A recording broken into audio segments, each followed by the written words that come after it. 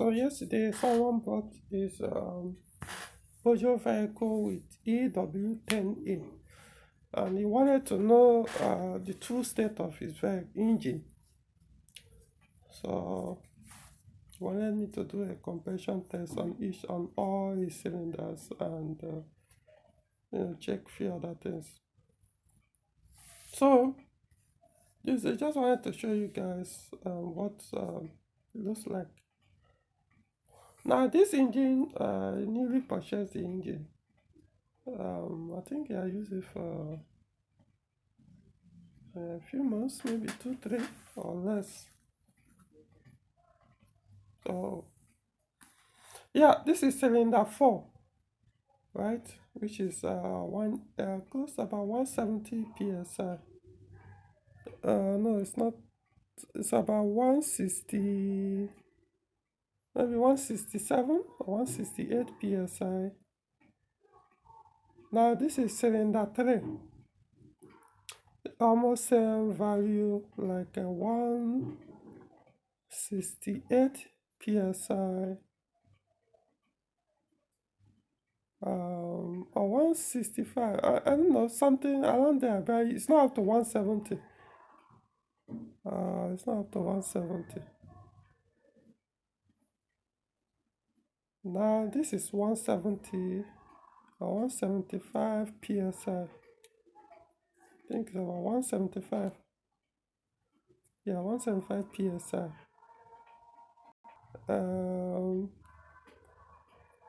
This is cylinder 2, and then this is also cylinder. This is cylinder 1, 175, about 175 psi or thereabout. Okay, so if in my own words, I would say yes, this test showed the engine is still okay, very okay. Yes, it's very okay. Now, why I'm bringing up this video, or why I decided to do this video, is because of people that always claim, oh, your engine is they run all kinds of engine oil, wrong engine oil in their Peugeot engines, or non-recommended engine oils, and run their cooling system in a bad shape.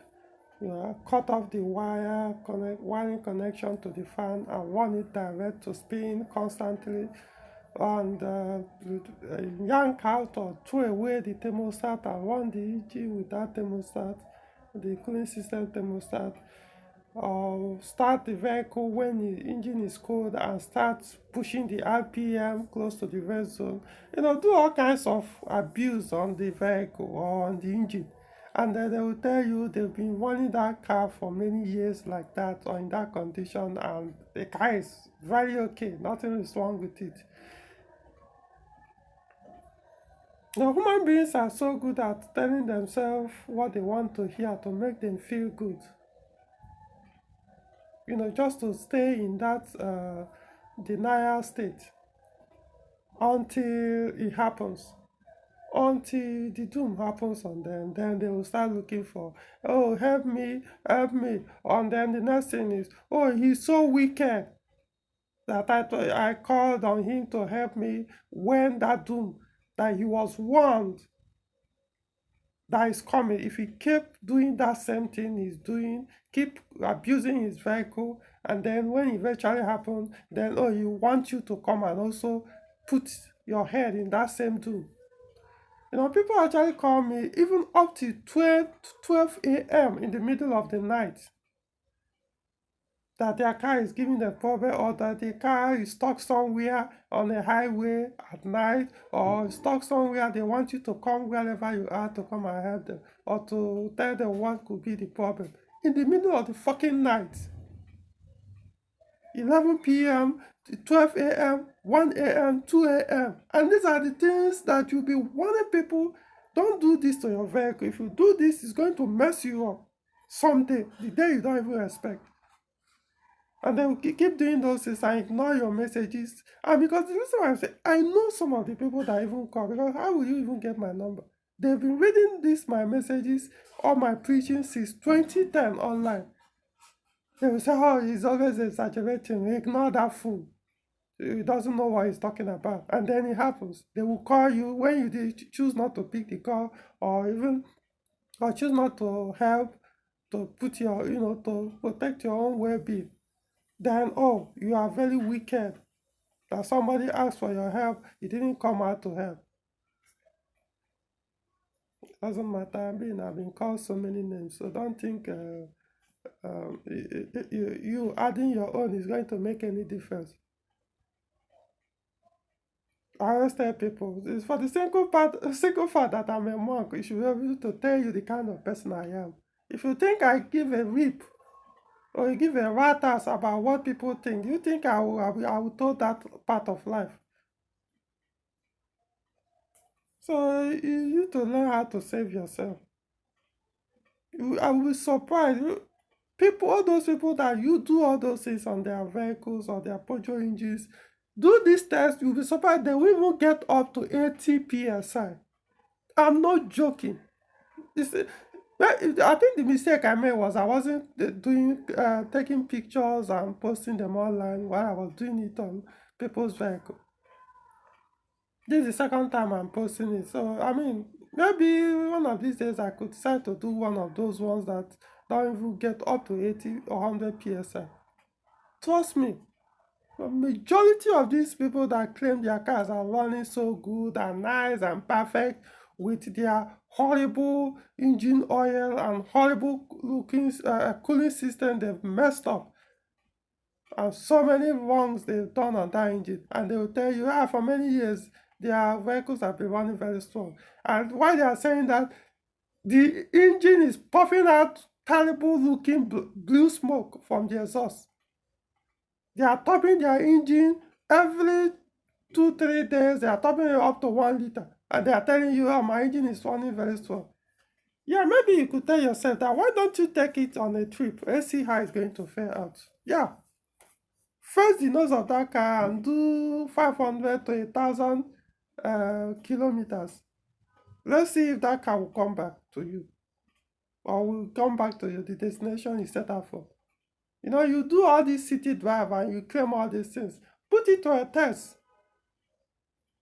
Put it to a real test. Go out for a long drive. Let's see what's going to happen to that engine. Since your claim is it's a very good condition, nothing wrong with it. Anyway, so if you don't want to have all this experience, we want your engine to be in a very good state. Guys, do the right thing for your own sake. It's not even the right thing for Peugeot's sake or the right thing for everything. The right thing for you. You know what is right. You just keep looking for excuses not to do it for your own sake. You know the engine oil you are using is very bad for your engine. You just keep rationalizing it. Things are bad. I can't afford to buy the recommended one because they're expensive. So I would rather buy the wrong oil that is so fucking thick like grease and run in my engine. Yeah, the same person is telling you, if you just drive out there, you see he's wasting his money on useless thing just to gain validation. You see, that's one thing annoying about men.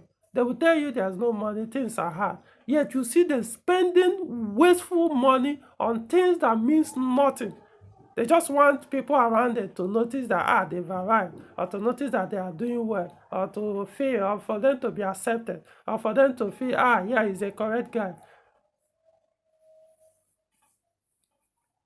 Spends useless money on the kind of clothes they wear, everything they do, everything. It's all about how to portray themselves to the world that they are okay. But that same vehicle that could protect your life, there's something you need to understand about vehicles.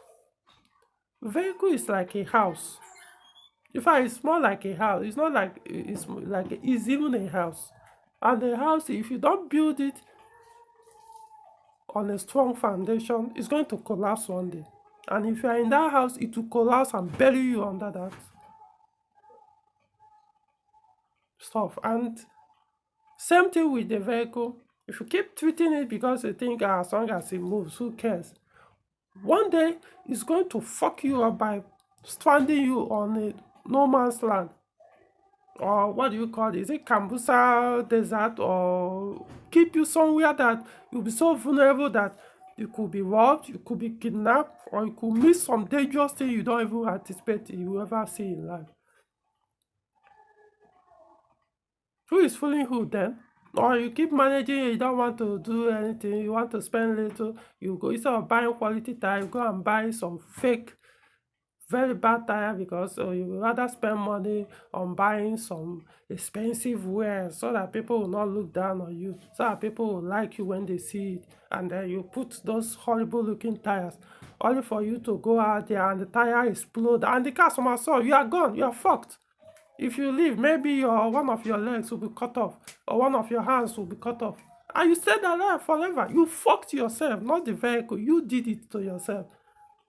So don't think that you are, you are doing it to you. That's why I say, do it for your own sake, not for anybody's sake.